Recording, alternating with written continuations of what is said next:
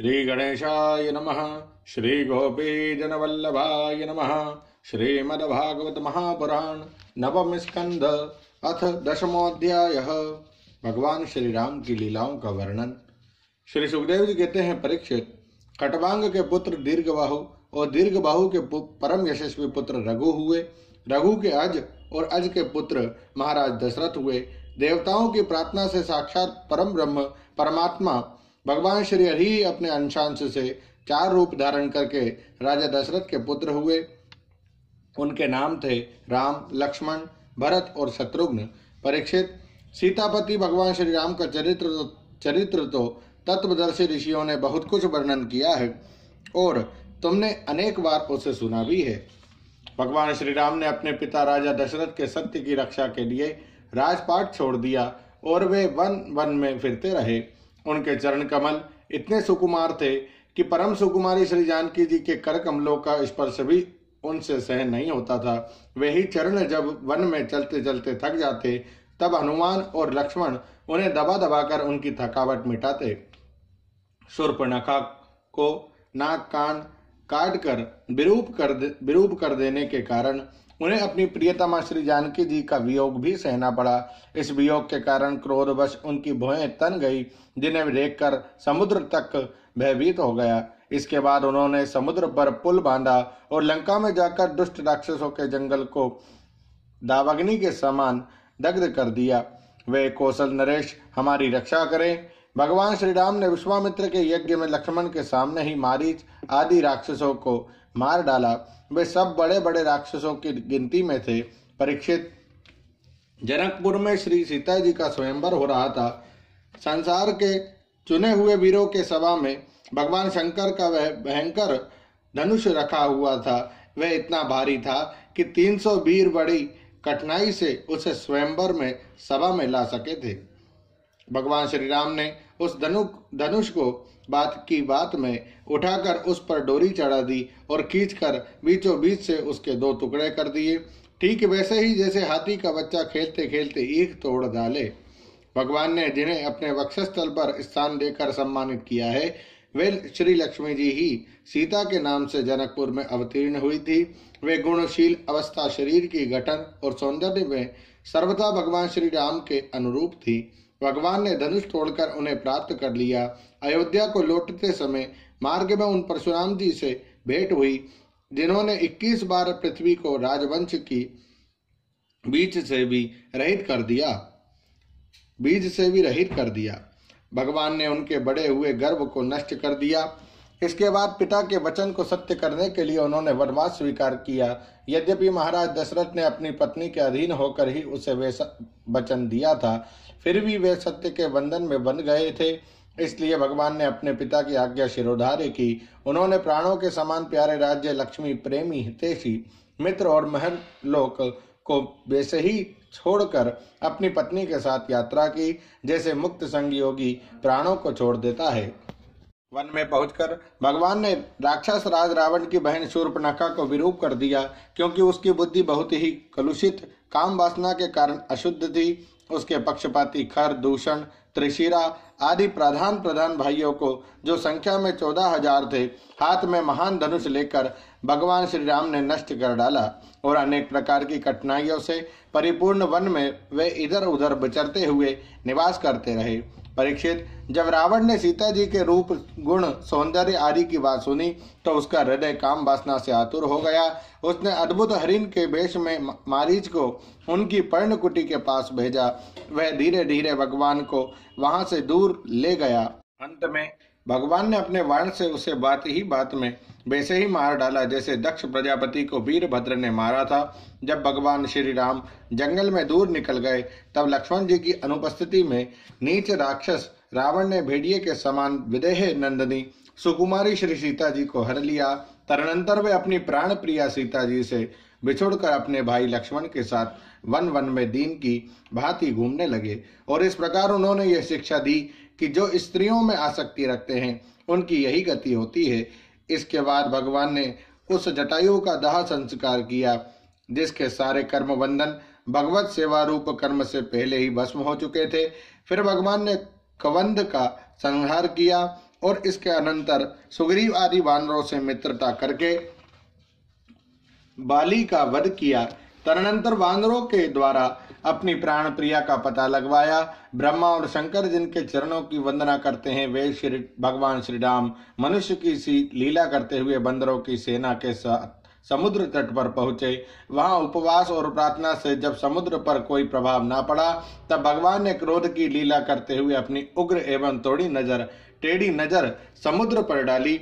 उसी समय समुद्र के बड़े बड़े मगर और मत्स्य खलबला उठे। डर जाने के कारण समुद्र की सारी गर्जना शांत हो गई। तब समुद्र शरीरधारी बनकर और अपने सिर पर बहुत सी भेंटें लेकर भगवान के चरण कमलों की शरण में आया और इस प्रकार कहने लगा, अनंत, हम मूर्ख हैं, इसलिए आपके वास्तविक स्वरूप को नहीं जानते। जाने भी कैसे? आप समस्त जगत के एकमात्र स्वामी, आदि कारण एवं जगत के समस्त परिवर्तनों में एक रस रहने वाले हैं। आप समस्त गुणों के स्वामी हैं। इसलिए जब आप सत्व गुण को स्वीकार कर लेते हैं, तब देवताओं की रजोगुण को स्वीकार कर लेते हैं और प्रजापतियों की और तमोगुण को स्वीकार कर लेते हैं। तब आपके क्रोध से रुद्रगण की उत्पत्ति होती है। और वीर शिरोमणे, आप अपनी इच्छा से अनुसार मुझे पार कर जाइए और त्रिलोकी को रुलाने वाले विश्रवा के कुपूत रावण को मारकर अपनी पत्नी को फिर से प्राप्त कीजिए। परंतु आपसे मेरी एक प्रार्थना है, आप यहाँ मुझ पर एक पुल बांध दीजिए। इससे आपके यश का विस्तार होगा और आगे चलकर जब बड़े बड़े नरपति दिग्विजयी करते हुए यहाँ आएंगे, तब वे आपके यश का गान करेंगे। भगवान श्री राम जी ने अनेकानेक पर्वतों के शिखरों से समुद्र पर पुल बांधा। जब बड़े बड़े बंदर अपने हाथों से पर्वत उठा उठा कर लाते थे, तब उनके वृक्ष और बड़ी बड़ी चट्टानें थर थर कांपने लगती थी। इसके बाद विभीषण की सलाह से भगवान ने सुग्रीव, नील, हनुमान आदि प्रमुख वीरों और वानरी सेना के साथ लंका में प्रवेश किया। वह तो हनुमान जी के द्वारा पहले ही जलाई जा चुकी थी। उस समय वानर राज की सेना ने लंका के सैर करने और खेलने के स्थान, अन्न के गोदाम, खजाने, दरवाजे, फाटक, सभा भवन, छज्जे और पक्षियों के रहने के स्थान तक को घेर लिया। उन्होंने वहां की वेदी, ध्वजाएं, सोने के कलश और चौराहे तोड़ फोड़ डाले। उस समय लंका ऐसी मालूम पड़ रही थी जैसे झुंड के झुंड हाथियों ने किसी नदी को मथ डाला हो। यह देखकर राक्षस राज रावण ने निकुंभ, कुंभ, दुम्राक्ष, दुर्मुख, सुरांतक, नरांतक, प्रहस्त, अतिकाय, विकंपन आदि अपने सब अनुचरों, पुत्रों, मेघनाद और अंत में भाई कुंभकर्ण को भी युद्ध करने के लिए भेजा। राक्षसों की यह विशाल सेना तलवार, त्रिशूल, धनुष, प्रास, रिष्टि, शक्ति, बाण, भाले, खड्ग आदि शस्त्र अस्त्रों से सुरक्षित और अत्यंत दुर्गम थी। भगवान श्री राम ने सुग्रीव, लक्ष्मण, हनुमान, गंधमादन, नील, अंगद, जाम्बवान और पनस आदि वीरों को अपने साथ लेकर राक्षसों की सेना का सामना किया। रघुवंश शिरोमणि भगवान श्री राम के अंगद आदि सब सेनापति राक्षसों की चतुरंगिणी सेना, हाथी, रथ, घुड़सवार और पैदलों के साथ द्वंद्व युद्ध की रीति से भिड़ गए और राक्षसों को वृक्ष, पर्वत, शिखर, गदा और बाणों से मारने लगे। उनका मारा जाना तो स्वाभाविक ही था, क्योंकि वे उसी रावण के अनुचर थे जिसका मंगल श्री सीता जी को स्पर्श करने के कारण पहले ही नष्ट हो चुका था। जब राक्षस राज रावण ने देखा कि मेरी सेना का तो नाश हुआ जा रहा है, तब वह क्रोध में भरकर पुष्पक विमान पर आरूढ़ हो भगवान श्री राम के सामने आया। उस समय इंद्र का सारथी मातली बड़ा ही तेजस्वी दिव्य रथ लेकर आया और उस पर भगवान श्री राम जी विराजमान हुए। रावण अपने तीखे बाणों से उन पर प्रहार करने लगा। भगवान श्री राम जी ने रावण से कहा, नीच राक्षस, तुम कुत्ते की तरह हमारी अनुपस्थिति में हमारी प्राण प्रिय पत्नी को हर लाए। तुमने दुष्टता की हद कर दी है। तुम्हारे जैसा निर्लज्ज तथा निंदनीय और कौन होगा। जैसे काल को कोई टाल नहीं सकता, कर्तापन के अभिमानी को वह फल दिए बिना रह नहीं सकता, वैसे ही आज मैं तुम्हें तुम्हारी करनी का फल चखाता हूँ। इस प्रकार रावण को फटकारते हुए भगवान श्री राम ने अपने धनुष पर चढ़ाया हुआ बाण उस पर छोड़ा। उस बाण ने वज्र के समान उसके हृदय को विदीर्ण कर दिया। वह अपने 10 मुखों से खून उगलता हुआ विमान से गिर पड़ा। ठीक वैसे ही जैसे पुण्यात्मा लोग भोग समाप्त होने पर स्वर्ग से गिर पड़ते हैं, उस समय उसके पुरजन परिजन हाय हाय करके चिल्लाने लगे। तदनंतर हजारों राक्षसियां मंदोदरी के साथ रोती हुई लंका से निकल पड़ी और रणभूमि में आई। उन्होंने देखा कि उनके स्वजन संबंधी लक्ष्मण जी के बाणों से छिन्न भिन्न होकर पड़े हुए हैं। वे अपने हाथों अपनी छाती पीट पीट कर और अपने सगे संबंधियों को हृदय से लगा लगा कर ऊंचे स्वर से विलाप करने लगी। हाय हाय स्वामी, आज हम सब बेमौत मारी गई। एक दिन वह था जब आपके भय से समस्त लोकों में त्राही त्राही मच जाती थी। आज वह दिन आ पहुंचा कि आपके न रहने से हमारे शत्रु लंका की दुर्दशा कर रहे हैं और यह प्रश्न उठ रहा है कि अब लंका किसके अधीन रहेगी। आप सब प्रकार से संपन्न थे, किसी भी बात की कमी ना थी, परंतु आप काम के वश हो गए और यह नहीं सोचा कि सीता जी कितनी तेजस्विनी है और उनका कितना प्रभाव है। आपकी यही भूल आपकी इस दुर्दशा का कारण बन गई। कभी आपके कामों से हम सब और समस्त राक्षस वंश आनंदित होता था और आज हम सब तथा ये सारी लंका नगरी विधवा हो गई। आपका वह शरीर जिसके लिए आपने सब कुछ कर डाला आज गिद्धों का आहार बन रहा है और अपने आत्मा को आपने नरक का अधिकारी बना डाला। यह सब आपकी ही नासमझी और कामुकता का फल है। श्री सुखदेव जी कहते हैं, परीक्षित, कौशलाधीश भगवान श्री रामचंद्र जी की आज्ञा से विभीषण ने अपने स्वजन संबंधियों का पितृयज्ञ की विधि से शास्त्र के अनुसार अंत्येष्टि कर्म किया।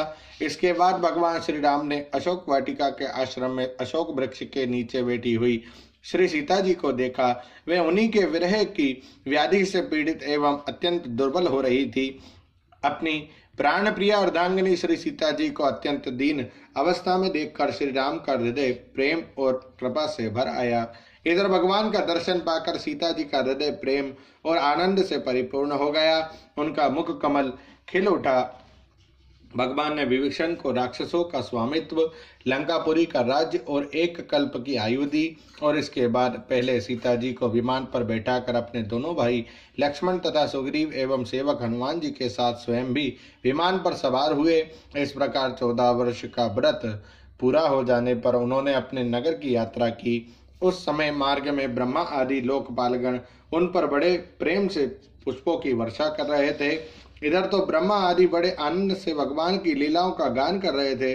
उधर जब भगवान को यह मालूम हुआ कि भरत जी केवल गोमूत्र में पकाया हुआ जौ का दलिया खाते हैं और बलकल पहनते हैं और पृथ्वी पर डाब बिछाकर सोते हैं, तब उन्होंने जटाएं बढ़ा रखी है। तब वे बहुत दुखी हुए। उन्होंने दशा का स्मरण कर परम करुणाशील भगवान का हृदय भर आया। जब भरत को मालूम हुआ कि मेरे बड़े भाई भगवान श्री राम आ रहे हैं, तब वे पूर्ववासी मंत्री और पुरोहितों को साथ लेकर अपने भगवान की पादुकाएं सिर पर रखकर उनकी अगवानी के लिए चले। जब भरत जी अपने रहने के स्थान नंदीग्राम से चले, तब लोग उनके साथ साथ मंगल गान करते बाजे बजाते चलने लगे। वेदवादी ब्राह्मण बार बार वेद मंत्रों का उच्चारण करने लगे और उसकी ध्वनि चारों ओर गूंजने लगी। सुनहरी कामदार पताकाएं फहराने लगी। सोने से मढ़े हुए तथा रंग बिरंगी ध्वजाओं से सजे हुए रथ, सुनहले साज से सजाए हुए सुंदर घोड़े तथा सोने के कवच पहने हुए सैनिक उनके साथ साथ चलने लगे। सेठ साहूकार, श्रेष्ठ वारांगनाएं, पैदल चलने वाले सेवक और महाराजाओं के योग्य छोटी बड़ी सभी वस्तुएं उनके साथ चल रही थी। भगवान को देखते ही प्रेम के उद्रेक से भरत जी का हृदय गदगद हो गया। नेत्रों में आंसू छलक आए। वे भगवान के चरणों पर गिर पड़े। उन्होंने प्रभु के सामने उनकी पादुकाएं रख दी और हाथ जोड़कर खड़े हो गए। नेत्रों से आंसू की धारा बहती जा रही थी। भगवान ने अपने दोनों हाथों से पकड़कर बहुत देर तक भरत जी को हृदय से लगाए रखा। भगवान के नेत्र जल से भरत जी का स्नान हो गया। इसके बाद श्री सीता जी और लक्ष्मण जी के साथ भगवान श्री राम ने ब्राह्मण और पूजनीय गुरुजनों को नमस्कार किया तथा सारी प्रजा ने बड़े प्रेम से सिर झुकाकर भगवान के चरणों में प्रणाम किया। उस समय उत्तर कौशल देश की रहने वाली समस्त प्रजा अपने स्वामी भगवान को बहुत दिनों के बाद आए देख अपने दुपट्टे हिला हिला कर पुष्पों की वर्षा करती हुई आनंद से नाचने लगी। भरत जी भगवान की पादुकाएं ली। विभीषण ने श्रेष्ठ चवर, सुग्रीव ने पंखा और श्री हनुमान जी ने श्वेत छत्र ग्रहण किया। परीक्षित, शत्रुघ्न जी ने धनुष और तरकस, सीता जी ने तीर्थों के जल से भरा हुआ कमंडलू, अंगद ने सोने का खड्ग और जाम्बवान ने ढाल ले ली।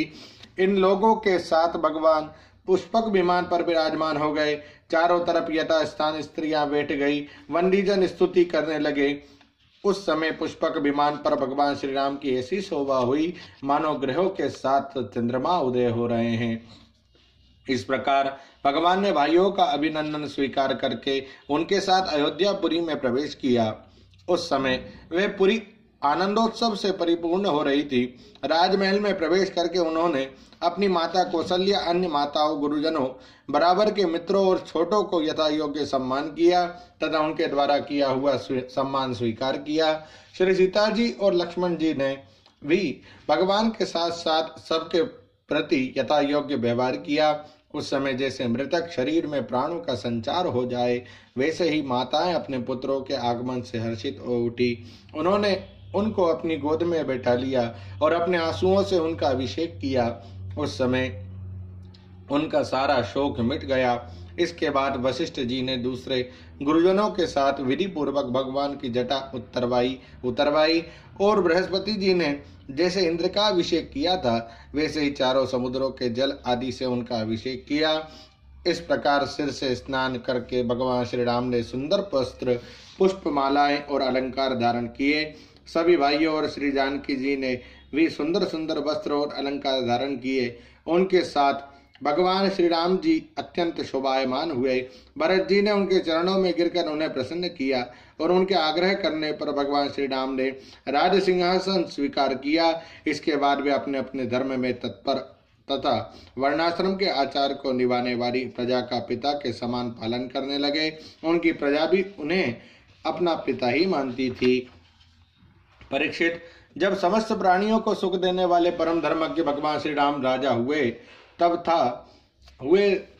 था तो त्रेता युग, परंतु मालूम होता था मानो सतयुग है।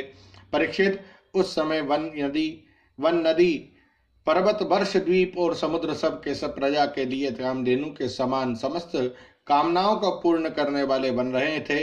इंद्रियातीत भगवान श्री राम के राज्य करते समय किसी को मानसिक चिंता या शारीरिक रोग नहीं होते थे। बुढ़ापा, दुर्बलता, शोक, दुख, भय और थकावट नाम मात्र के लिए भी नहीं थे। यहाँ तक कि जो मरना नहीं चाहते थे उनकी मृत्यु भी नहीं होती थी। भगवान श्री राम ने एक पत्नी का व्रत धारण कर रखा था। उनके चरित्र अत्यंत पवित्र एवं राजसियों के से थे। वे गृहस्थोचित स्वधर्म की शिक्षा देने के लिए स्वयं उस धर्म का आचरण करते थे। सती शिरोमणि श्री सीता जी अपने पति के हृदय का भाव जानती रहती। वे प्रेम से, सेवा से, शील से, अत्यंत विनय से तथा अपनी बुद्धि और लज्जा आदि गुणों से अपने पति भगवान श्री राम जी का चित्त चुराती रहती थी। ओम नमो भगवते वासुदेवाय। श्रीमद्भागवते महापुराणे पारमहंस्यां संहितायां नवम स्कंधे रामचरिते दशमोऽध्यायः। श्री राधा कृष्णार्पणमस्तु। हरये नमः, हरये नमः, हरये नमः। जय श्री कृष्ण।